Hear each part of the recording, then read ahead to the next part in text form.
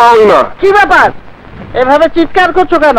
এইমাত্র কোর্ট থেকে শুনে এলাম সিরাজ ভাই নাজমা আর তার সন্তানদের নামে সহায় সম্পত্তির অর্ধেক ভাগ লিখে দিয়েছে। না, এ আমি কিছুতেই মেনে নেব না।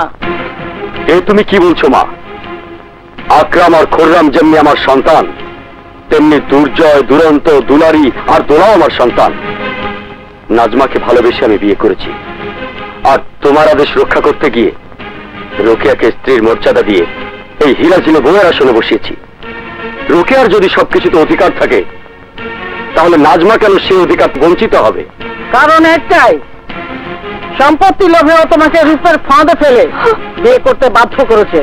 আর তাই ওর মতো নিচু জাতের মেয়েকে বড় স্বীকৃতি দিয়ে ওর পেটের ওই কেউটের বাচ্চাগুলোকে এই চৌধুরী বাড়ির সম্পত্তির একটি পরিমাণ অংশ আমি ভোগ করতে দেব না। মা, প্রাচুর্য আর ঐশ্বর্যের চূড়ায় দাঁড়িয়ে এই হীরাঝিলের সব ক্ষমতার অধিকার নিয়ে আছো বলেই নারী হয়ে আরেকটি নারীর ক্ষতি করতে চাচ্ছ। কিন্তু আমি তোমার অন্যায় আদেশ মেনে নিয়ে নাজমা আর ওর সন্তানদের উপর কোনো অবিচার করতে পারবো না মা। তুমি ওদের অধিকার কেড়ে নিতে চাইলেও আমি তা হতে দেব না মা। ভাইয়া, সবই তো শুনলে ভাইয়া, এখন বলো আমার কি হবে? কাঁদিস না বোন, রাস্তার একটা ফকিন্নির সাথে সতীন হয়ে ঘর করার জন্য তোকে আমি এই বাড়িতে বিয়ে দিইনি।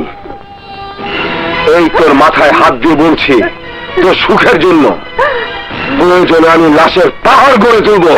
ভাইয়া, দেব না বৌমা, আমি এই নাজমা আর ওর সন্তানদের বাঁচতে দেব না। আমার বলুন মাইমা, যাও ওই কেউটের বংশ নির্বংশ করে ওদের নাম নিশানা ধুলোয় মিশিয়ে দাও। মা, আব্বু আর ভাইয়া এখনো এলো না? আসবে বাবা, আসবে। তোমার আব্বু এক্ষুনি চলে আসবে। তোমরা কি চাও এখানে? তুই আমার বোন ভাগিনাদের অধিকারে ভাগ বসিয়েছিস, আজ তোকে খুন করে সেই ভাগের হিসাব আমি চিরতরে চুকিয়ে দেব।